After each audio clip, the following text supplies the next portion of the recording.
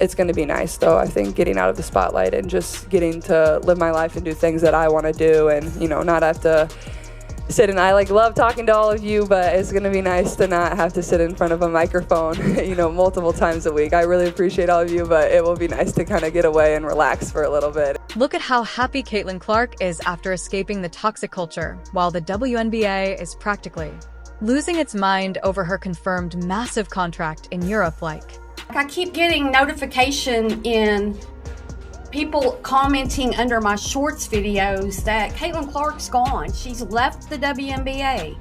What is going on? I don't believe. What was once just a rumor is now cold hard fact, and it's got the league scrambling so much they even fired Christy Sides from the Indiana Fever. Christy Sides' time as the coach of the Indiana Fever is very likely coming to an end. It looks like they are trying to completely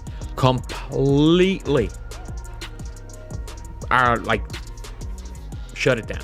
The chaos is real and nothing seems to make sense anymore. With everything falling apart, there's really no reason for Caitlin to stick around. But what exactly are the details of her new European deal? What's going to happen with her Nike contract tied to the WNBA? And how will all the legal stuff play out? Let's break it all down there. There are already so many players heading overseas to play during the off-season.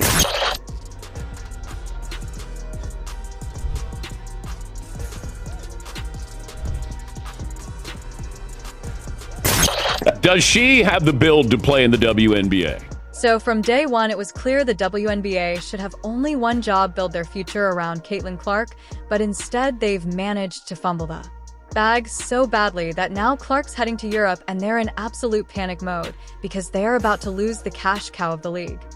She's just not built for the physicality of this league.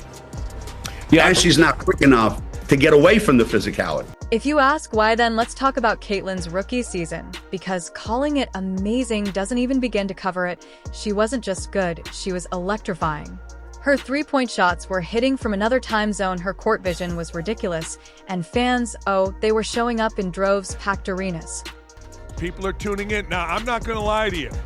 I have not tuned in 1 second since Caitlin Clark was eliminated, but that's not unusual for record-breaking TV numbers. The Caitlin Clark effect was in full swing. She single-handedly gave the WNBA a much-needed spotlight, dragging them into relevance. Whether they were ready for it or not, she wasn't just some rookie.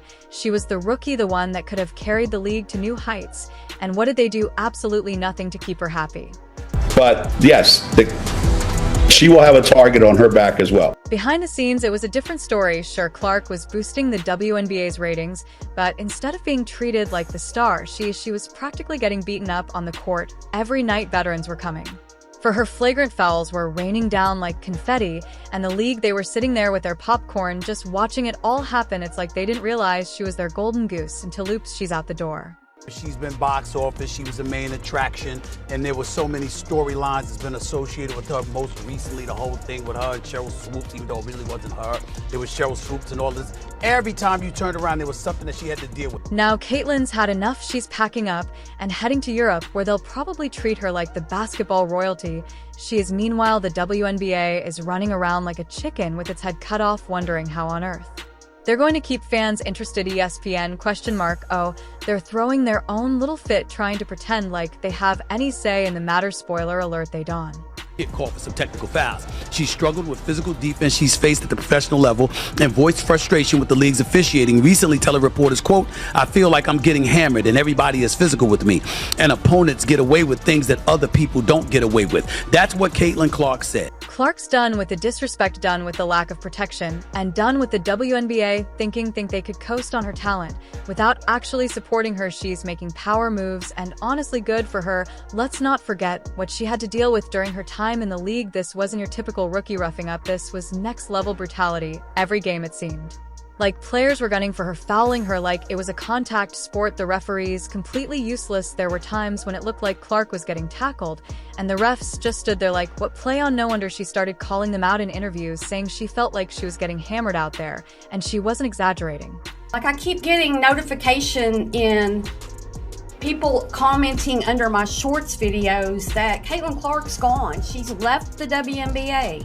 What is going on? Like, I don't believe that. Instead of stepping in to protect their brightest star, the WNBA let the jealousy of other players run wild. Veterans weren't mentoring Clark, they were taking shots at her literally. It wasn't about basketball anymore, it was personal, and the league just stood by twiddling their thumbs. Now they're paying the price. Caitlin Clark is done being their punching bag, and she's taking her talents to Europe, where, let's be honest, they'll probably roll out a red carpet for her. This isn't just about Clark playing overseas, though. It's about her demanding the respect she deserves. The WNBA had every opportunity to make her the face of women's basketball, to build their entire brand around her, but instead they let her get beat up on the court, ignored her value, and now she's gone. And now they're in chaos, trying to figure out how to keep people watching without their biggest star. Your meal ticket is under constant attack.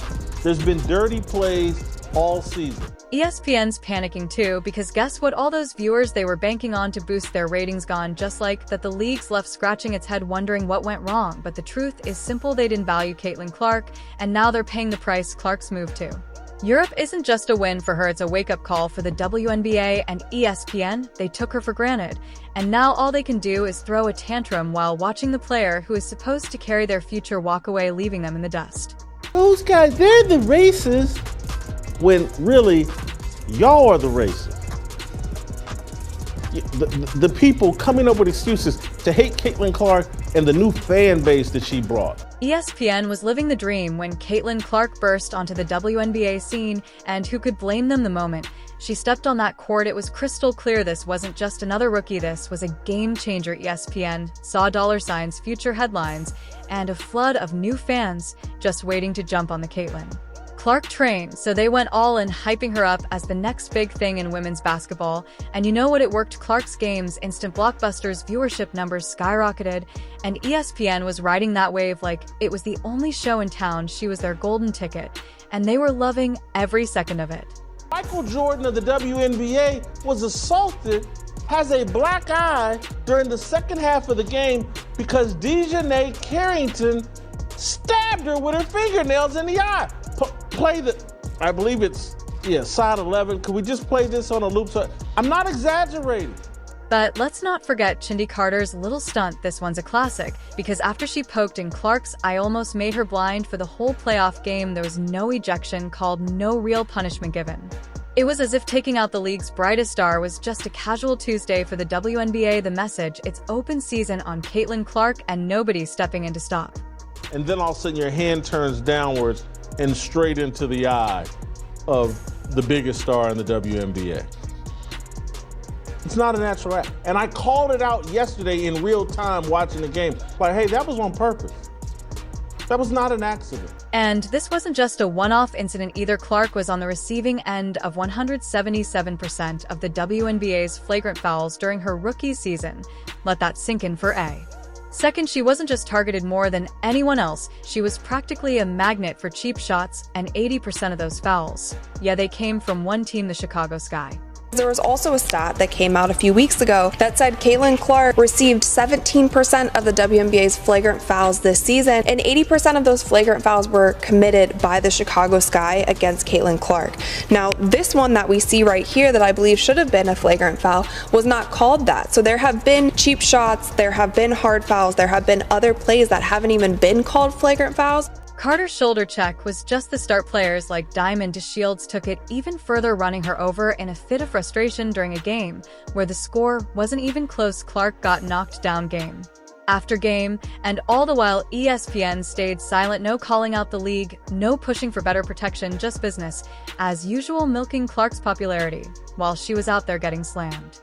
Let her cook. Y'all stop being petty. Stop being catty, cause she like a double-edged sword. She couldn't tell left and right, and it's bothering y'all, and I see it. And the locker room dynamics were even worse. Clark wasn't just dealing with fouls and physical aggression on the court, she was dealing with a toxic atmosphere within the league itself. Veterans saw her as a newcomer who didn't deserve the attention she was getting, and instead of supporting her, they did everything they could to push her out. This wasn't the kind of environment where a star could thrive. Clark had become more of a liability in their eyes, a threat to the status quo, rather than someone who could elevate the entire league. Your biggest star, your meal ticket, the reason why you have relevancy, just got stabbed and assaulted and nothing. The WNBA's failure to recognize Clark's value until it was too late is staggering. They had in their hands a player who outshined legends like Diana Taurasi and Sue Bird, not just in terms of talent, but also in terms of impact. Taurasi and Bird may be icons of the game, but neither of them drew the kind of attention or revenue that Clark did in just her rookie season. Yet despite all of this, the WNBA didn't do enough to protect her. They let her walk away, and now they're left to deal with the fallout.